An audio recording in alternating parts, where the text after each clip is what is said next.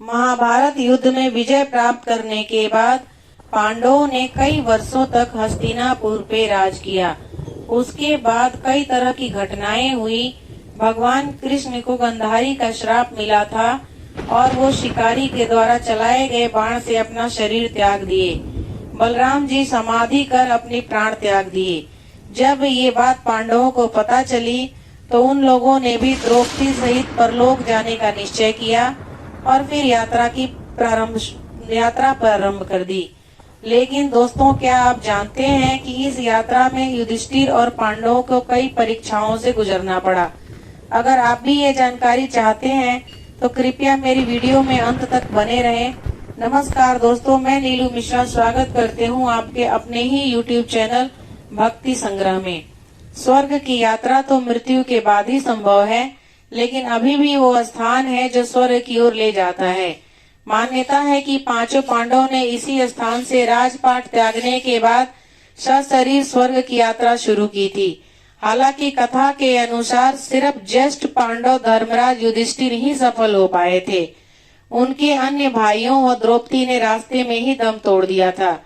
युधिष्ठिर ने ही पुष्पक विमान से सशरीर स्वर्ग की ओर प्रस्थान किए। ये स्थान उत्तराखंड में बद्रीनाथ धाम के पास मौजूद है और इसे स्वर्गारोहिणी के नाम से जानते हैं। दोस्तों, महाभारत एक प्रसिद्ध हिंदू ग्रंथ है। महाभारत मूलतः पांडव और कौरवों की जीवन गाथा का वर्णन करती है। आज के इस वीडियो में मैं आपके लिए महाभारत युद्ध से पांडवों की स्वर्ग यात्रा की कथा लेकर आई हूँ। इसमें हम पांडवों के साथ द्रौपदी की मृत्यु कैसे हुई, इस बारे में भी जानने वाले हैं। तो चलिए शुरू करते हैं। पांडव और द्रौपदी सबके सब उपवास का व्रत लेकर पूर्व दिशा की ओर मुंह करके चल दिए। आगे आगे युधिष्ठिर चलते हैं। उनके पीछे भीम थे, भीम के पीछे अर्जुन थे, उनकी भी पीछे क्रमशः नकुल सहदेव चल रहे थे और इन सब के पीछे द्रौपदी चल रही थी। वन को प्रस्तुत हुए पांडवों के पीछे एक कुत्ता भी चल रहा था। वहां अग्निदेव अर्जुन से कहते हैं, श्री कृष्ण का सुदर्शन चक्र भी अब चला गया है। गांडीव धनुष भी वरुण से मांग कर लाया गया था। अब इन्हें वरुण देव को वापस कर देना चाहिए। यह सुनकर अर्जुन ने वह धनुष और अक्षय तर्कस पानी में फेंक दिए और उसके बाद वह वरुण देव के पास सुरक्षित पहुंच गया। आगे चलते चलते पांडवों ने महापर्वत हिमालय का दर्शन किया। उसे भी लांग कर जब वे आगे बढ़े तब उन्हें मेरु का दर्शन किया। सब पांडव योग धर्मों में स्थित हो बड़ी शीघ्रता से चल रहे थे। उनमें से द्रुपद कुमारी द्रौपदी का मन योग से विचलित हो गया, अतः वह लड़खड़ाकर पृथ्वी पर गिर पड़ी। राजकुमारी द्रौपदी ने कोई पाप नहीं किया, फिर बताइए कौन सा कारण है जिससे वह नीचे गिर गई? भीमसेन ने महाराज युधिष्ठिर से पूछा। युधिष्ठिर कहते हैं, उसके मन में अर्जुन के प्रति विशेष पक्षपात था। यह उसी का फल भोग रही है। ऐसा कहकर उसकी ओर बिना देखे ही बुद्धिमान धर्मात्मा युधिष्ठिर मन को एकाग्र करके आगे बढ़ गए। द्रौपदी के मृत्यु के थोड़ी देर बाद विद्वान सहदेव भी धरती पर गिर गए। उन्हें भी गिरा देख भीमसेन ने राजा से पूछा, जो सदा हम लोगों की सेवा किया करता था, जिसमें अहंकार नाम भी नहीं था, यह सहदेव किस दोष के कारण धराशायी हुआ है? युधिष्ठिर ने कहा, यह राजकुमार सहदेव किसी को अपने जैसा विद्वान या बुद्धिमान नहीं समझता था, अतः उसी दोष में इसका पतन हुआ है। सहदेव को भी छोड़कर शेष भाइयों और एक कुत्ते के साथ युधिष्ठिर आगे बढ़ गए। द्रौपदी और सहदेव को गिरे देख शूरवीर नकुल भी गिर पड़े। मनोहर दिखाई देने वाले वीर नकुल के धराशायी होने पर भीमसेन ने पुनः राजा युधिष्ठिर से यह प्रश्न किया, संसार में जिसकी रूप की समानता करने वाला कोई नहीं था, तो भी जिसने कभी अपने धर्म में त्रुटि नहीं आने दी तथा जो सदा हम लोगों की आज्ञा का पालन करता था, वो हमारा प्रिय बंधु नकुल क्यों पृथ्वी पर गिर गया?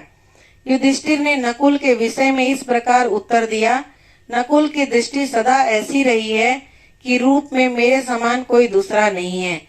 इसके मन में यह बात बैठी रहती थी कि एकमात्र मैं ही सबसे अधिक रूपवान हूँ, इसलिए नकुल नीचे गिर गया।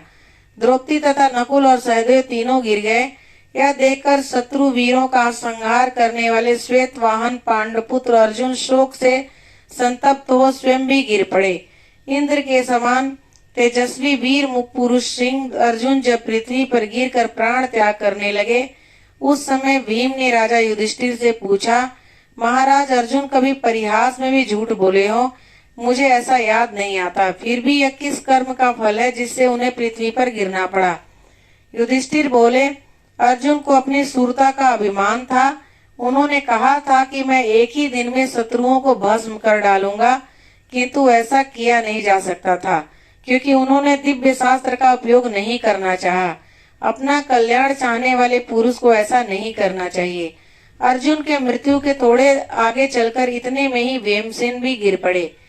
गिरने के साथ ही भीमसेन ने धर्मराज युधिष्ठिर को पुकार कर पूछा, जब मेरी ओर तो देखिए, मैं आपके प्रिय भीमसेन यहाँ गिरा पड़ा हूँ। यदि जानते हो तो बताइए कि मेरे इस पतन का कारण क्या है। युधिष्ठिर ने कहा कि भीमसेन, तुम बहुत खाते थे और दूसरों को कुछ भी न समझकर अपने बल की डींग हाका करते थे, इसी से तुम्हें भी धराशायी होना पड़ा। यह कहकर युधिष्ठिर उनकी ओर देखे बिना आगे चल दिए। द्रौपदी और 4 भाइयों की मृत्यु के बाद युधिष्ठिर अकेले चलने लगे। एक कुत्ता भी बराबर उनका अनुसरण करता रहा। तदंतर आकाश और पृथ्वी को सब ओर से ध्वनित करते हुए देवराज इंद्र रथ के साथ युधिष्ठिर के पास आज पहुंचे और उनसे बोले कि तुम इस रथ पर सवार हो जाओ। युधिष्ठिर बोले, मेरे भाई मार्ग में गिरे पड़े हैं, वह भी मेरे साथ चलें, इसकी व्यवस्था कीजिए, क्योंकि मैं भाइयों के बिना स्वर्ग नहीं जा सकता। राजकुमारी द्रौपदी भी हम लोगों के साथ चले, इसकी अनुमति दीजिए। इंद्रदेव ने कहा कि तुम्हारे सभी भाई तुमसे बहुत पहले ही स्वर्ग पहुंच गए हैं, उनके साथ द्रौपदी भी है। वहां चलने पर वह सब तुम्हें मिलेंगे। ये सब मानव शरीर का परित्याग करके स्वर्ग में गए हैं, किंतु तुम इसी शरीर से वहां चलोगे, इसमें कोई संशय नहीं है। युधिष्ठिर बोले, यह कुत्ता मेरा बड़ा भक्त है, यह सदा ही मेरे साथ दिया है। अच्छा, यह भी मेरे साथ चले, ऐसी आज्ञा दीजिए, क्योंकि मेरे बुद्धि में निष्ठुरता का अभाव है। इंद्र ने कहा, तुम्हें अमरता और स्वर्गीय सुख भी उपलब्ध हुए हैं, अतः इस कुत्ते को छोड़ो और मेरे साथ चलो, इसमें कोई कठोरता नहीं है। युधिष्ठिर ने कहा, संसार में यह निश्चित बात है कि मरे हुए मनुष्य के साथ न तो किसी का मेल होता है न विरोध। द्रौपदी तथा उनके भाइयों को जीवित करना मेरे बस की बात नहीं है, अतः मर जाने पर मैंने उनका त्याग किया है, जीवित अवस्था में नहीं। शरण में आए हुए को भय देना, स्त्री का वध करना, ब्राह्मण का धन लूटना और मित्रों के साथ द्रोह करना, यह चारों धर्म एक और भक्तों का त्याग दूसरी ओर, तो मेरी समझ में यह अकेला ही उन चारों के बराबर है। इतने में ही वह कुत्ता अपने असली रूप में आ गए। वह कुत्ता कोई और नहीं बल्कि धर्मराज यानी यमराज थे। यमराज ने कहा, पूर्व काल में एक बार मैंने तुम्हारी परीक्षा ली थी, जबकि तुम्हारे सभी भाई पानी लेने के लिए उद्योग करते हुए मारे गए थे। उस समय तुमने कुंती और माद्री दोनों माताओं में समानता की इच्छा रखकर अपने सगे भाई भीम और अर्जुन को छोड़कर केवल नकुल को जीवित रहना चाहा था। यह कुत्ता मेरा भक्त है, ऐसा सोचकर तुमने देवराज इंद्र के भी रथ का त्याग कर दिया। यही कारण है कि तुम्हें अपने इस शरीर से अक्षय लोकों की प्राप्ति हुई। तुम परम उत्तम दिव्य गति को पा गए हो। ऐसे धर्मराज युधिष्ठिर को स्वर्ग प्राप्त हुआ। द्रौपदी के साथ साथ नकुल, सहदेव, भीमसेन और अर्जुन को भी स्वर्ग प्राप्त हुआ था। नकुल और सहदेव अश्विनी कुमार के पुत्र थे, तो उनको अश्विनी कुमार के पास स्थान मिला। भीमसेन वायु पुत्र थे, तो उन्हें मरुत के साथ स्थान मिला। और युधिष्ठिर धर्मराज के पुत्र होने के कारण यमराज में लीन हो गए। अर्जुन जो विष्णु के अंश थे, वे भी कृष्ण के साथ बैकुंठ धाम में चले गए। इस बात का वर्णन महाभारत गीता प्रेस संस्करण में दिया गया है। तो दोस्तों, आज के इस वीडियो में हमने पांडवों की स्वर्ग यात्रा के विषय की जानकारी दी है और उम्मीद करती हूँ कि ये वीडियो आपको अच्छी लगी होगी और काफी कुछ सुख सीखने को मिला होगा। पांडव तथा द्रौपदी की मृत्यु कैसे हुई, इस विषय में जुड़ी आपकी सभी शंकाएं दूर हो गई होंगी। तो दोस्तों, पांडवों की स्वर्ग यात्रा आपको कैसी लगी मुझे कमेंट करके जरूर बताइएगा। ये सूचना सिर्फ मान्यताओं और जानकारियों पर आधारित है जो मैंने आप तक पहुंचाने की कोशिश की है। अगर आपको दी हुई जानकारी अच्छी लगी और आप चाहते हैं कि ऐसी वीडियो मैं आप तक पहुंचाती रहूं, तो please please please subscribe my channel, ताकि जो भी मैं वीडियो डालूं आपके पास नोटिफिकेशन